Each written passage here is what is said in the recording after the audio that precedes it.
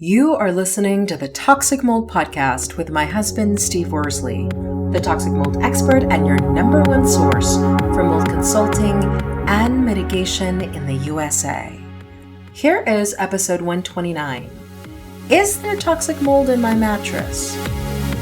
Before we get started on this episode, a short or not so short disclaimer.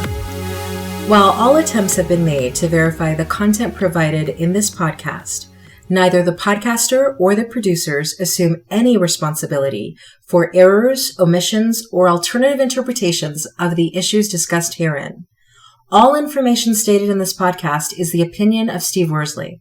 Steve Worsley is a mold specialist with over 20 years of experience in the construction and mold industry. The Toxic Mold Podcast is for information sharing purposes only. The views expressed are those of the podcaster and his alone. These views should not be taken as expert instruction or commands.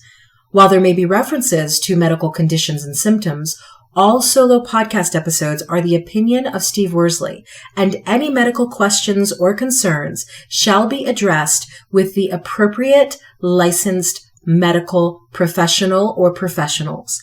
As the podcaster refers to different mold types, please be aware that Steve Worsley is not a microbiologist, and questions concerning mold specifics should be answered by the appropriate professional.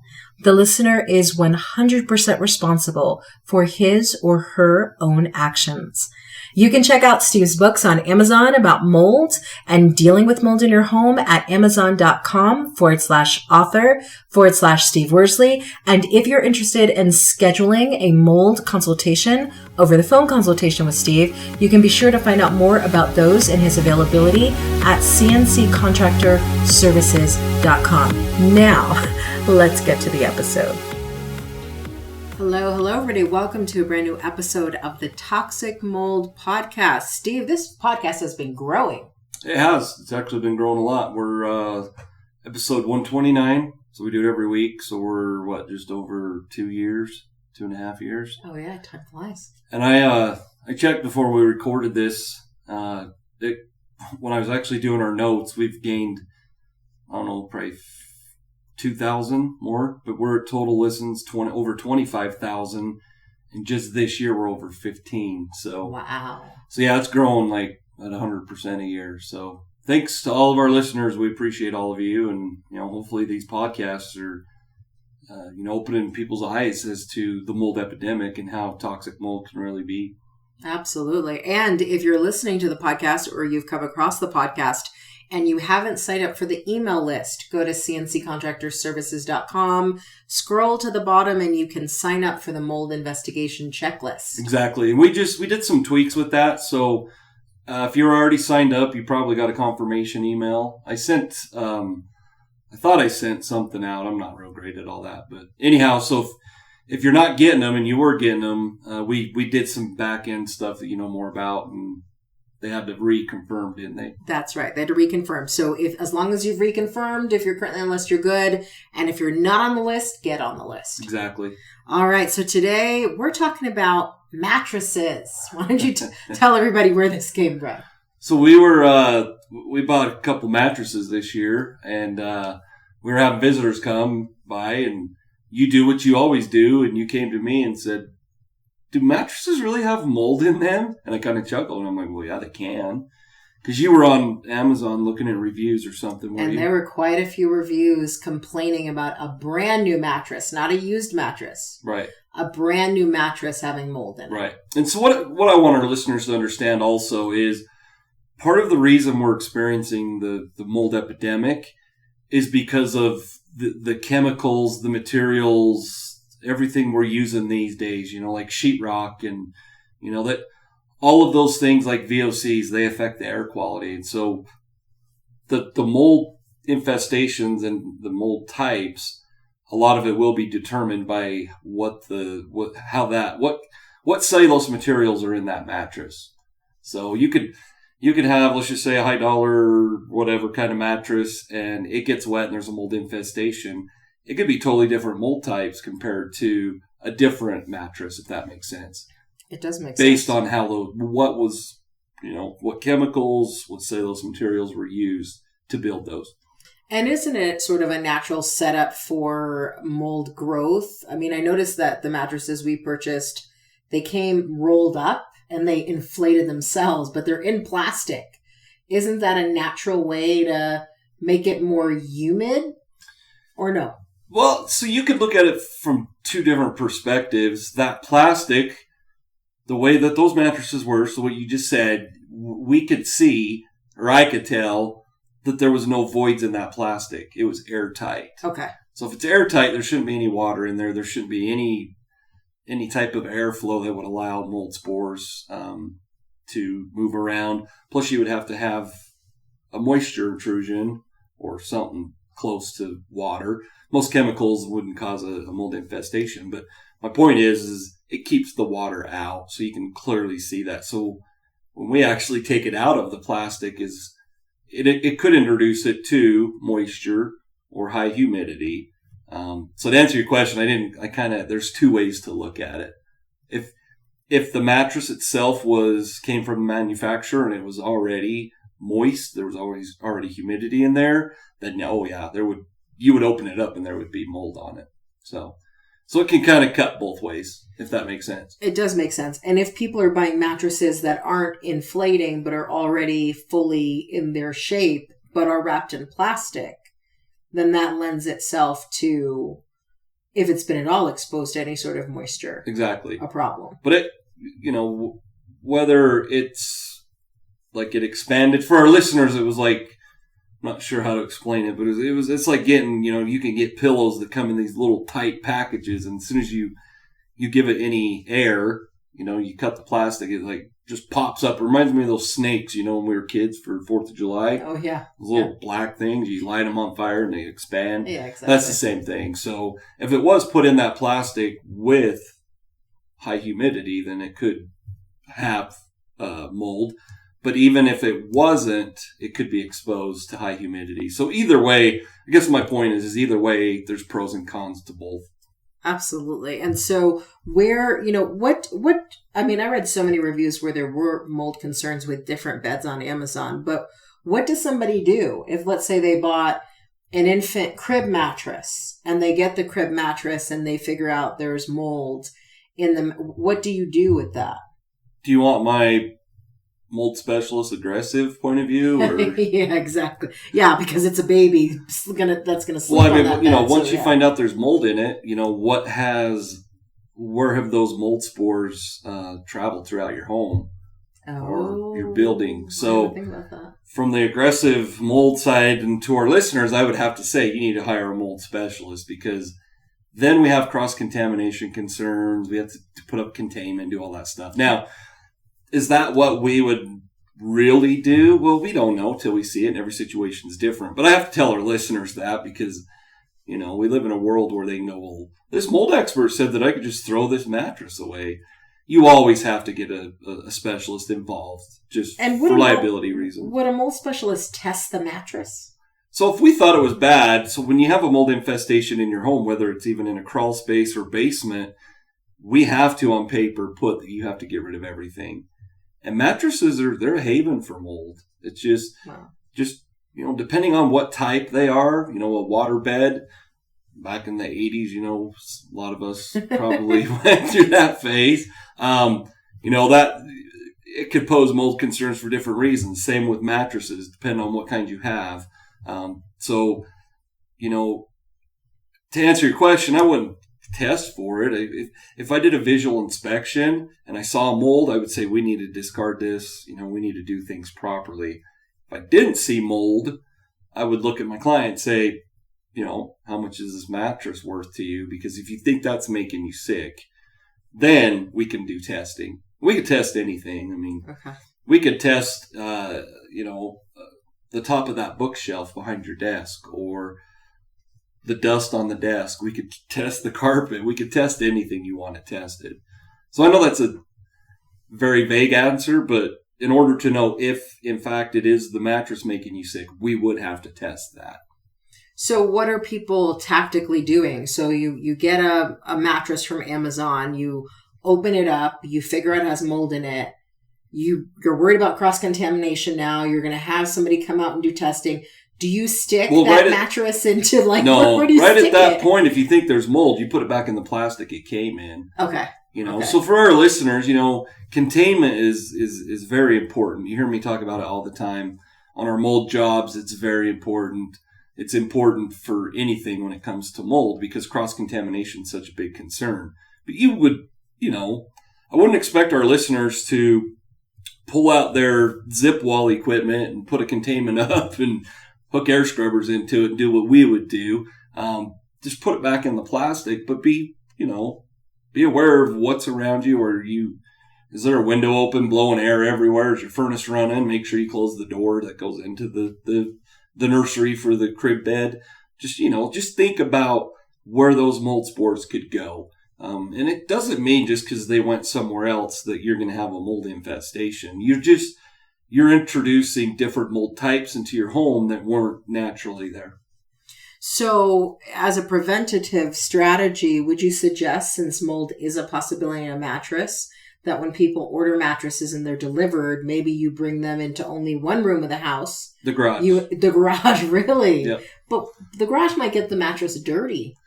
Well, I mean, yeah, there's a bunch of scenarios we could go over, but, if your garage door is closed, I mean, even in our shop, I'm a mold specialist, so I think I view it a little differently than our listeners were. But for the most part, the mold concerns we have with mattresses, it could be when you get it brand new, or it could be over time. Mm-hmm. That's another thing is you sleep in that mattress. It's like getting on every time you sit on a couch, if there's a bunch of mold spores in there, maybe it's just pet dander or whatever.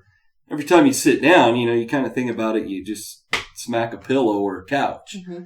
And just think microscopically how much debris is right there in the airspace. So it's not just when they first get the mattress. It could be, 2 years down the road. They keep a bed maybe in a corner of a room, and there's some sort of moisture intrusion behind it. They don't notice it, and they're doing their fall cleaning like I like to do and make sure everything's spick and span. And they see that there's some mold on the wall and there's a mattress right there. So there's a lot of reasons that there could be issues. And, getting one brand new, if you have issues, then best thing you do is put it right back in the bag and put it in contractor bags and call whoever you bought it from and tell them to come get it. So for a new mattress, you would suggest bringing it into the garage. What is somebody looking for to see if there could be mold in a new mattress? Like, are they smelling it, or are they... Well, you could smell it, but for the most part, you'd have to see discoloration, which would tell us that it had gotten wet. Okay. So you'd see discoloration. You could visibly see mold. Our listeners know, especially my clients that I've done on-site inspections for, I cannot call it mold. Even if I know it is. Being a certified mold inspector doesn't make me a microbiologist. I literally have to, whatever type of testing we're going to do, if it's a tape lift, if it's an air sample, whatever it is, I have to send it off to a lab for the lab to tell me it's mold. Well, do our listeners need to do that? I have to tell them that. That's the only way you know. But if it was me, I could visibly see, yeah, that's mold. Okay. That's not... Now, a lot of the issues we run into in crawl spaces and in mold mitigation is that black stuff on the floor joist, is that mold, or is that just discoloration from whatever? When it came from the mill, is it what? It could be anything. But when it comes to a mattress, I mean, you could pretty much look at it and see, that's mold. So that's one scenario. Let's go into the even trickier scenario of a mattress that you're sleeping on and pillows that you're sleeping on, because you've got pillowcases covering them. You have fitted sheets covering them. And let's say you have little kids who pee in the bed, or teenagers who drink their Coca-Cola, their tea, their water in the bed. Like, how often should people, when they know they have family members who have bad moisture intrusion habits, how often should you be pulling off the fitted sheet or taking off the pillow because you have somebody who slobbers on their pillow every night? Like, how often do you check these things without being paranoid? Well, I mean, it all depends. It would obviously depend on what the habits of that person is, but not to tell our listeners what to do or with their kids. But that's why you don't allow kids to have food or drinks in their rooms, because it's happened to me quite often, actually, especially when I did home inspections. You look under the beds, you look behind dressers, and there's a whatever leftovers thing that's been sitting there for months and's got all sorts of nasty mold growing on it. So Wow. that's just why I know it's easier said than done, but that's why you shouldn't have food in your room. But, going back to like your question with pillow covers and the fitted sheet and all that, I would just say it's like your air filter on your furnace. If you change it out every 3 months and it's really dirty, then you need to shorten that amount of time and say, let's go to, instead of 12 weeks, let's do 10. If that's not working, it's still really dirty, then let's, go from 10 to 9 weeks. And I guess my point is if you're pulling off those pillow covers and they're just nasty dirty, then you're going to have to do it more often if you're doing it twice a month or whatever. So there's, it's kind of a tough question to answer, but you do need to pay attention too, especially your kids. You can buy those,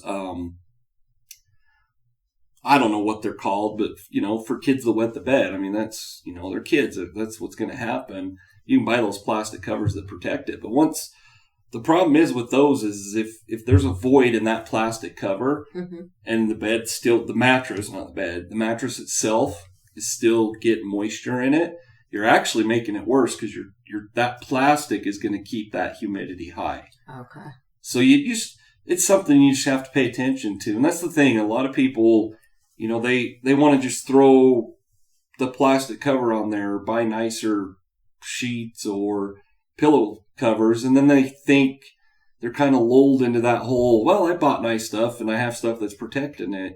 Just don't make that assumption that everything's good just because you got the protective measures in place. Okay, so would you say this is sort of like the fall checklist when you say, I don't know, daylight savings time, you're doing the fall checklist. If you know that you change your sheets and you wash them every week or every 3 days, as you're doing the laundry for the sheets and the pillowcases, inspect them. Yeah, well, I'm obviously not a furniture guy, but I would assume, because we do it once in a while, you're supposed to flip those mattresses. Oh, that's right. Like you rotate tires and just be cognizant of the stains that are on there, and if you notice with one of your kids and they're, drinking tea or Coke or whatever in their bedroom, it's time to have a talk with them and be, just tell them what it can be doing to their health. Like, hey, you complain you're tired all the time. Maybe you're contributing to a mold problem in your room. So let's fix that. You can't have Coke in your room anymore. Exactly. But when people know, when you're made aware of, or I would hope most people, when you're made aware of something, one of your habits is leading to bad health, doesn't matter what it is, you would think that they would correct that behavior and say, okay, that's probably not a good idea. Like if you're always finding, and like I said, it's not picking on teenagers, but all our listeners probably know, teenagers love to go to their rooms. That's where they hibernate, and they put whatever underneath or on the side of their bed, and then it gets kicked underneath their bed. There could be a bunch of mold growing on who knows what below their bed, and it's been there for who knows how long. So, and then scenarios like that, a lot of people just laugh and go, oh, it's probably not that big a deal. Well, just think of it's a plate, and there's leftover food on it that they didn't finish. Whatever mold spores start growing on that when your furnace kicks on or when your air conditioner kicks on, if it's right by a vent, it pushes all those mold spores all over the house. So it's just, it's a cleanliness thing, and I know it's a pain, but it's called life. What's your health worth?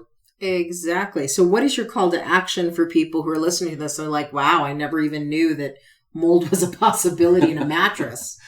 Well, first and foremost, if you think it is, you do need to have a professional come in. But the call to action is obviously to check those mattresses. And you brought up something that I, kind of forgot about. And that's check underneath your kids' beds, your own bed. I'm sure most of our listeners aren't eating and leaving moldy stuff under their bed, but check under the beds too and make sure there's no moldy concerns. Or I mentioned the whole having a bed in a corner. Especially over here when it's an outside corner. Mm-hmm. Both walls are outside corners. And, make sure there's no water stains or anything, because you could have an issue happening and you just don't see it. So that would be the call to action. Go check around your mattresses.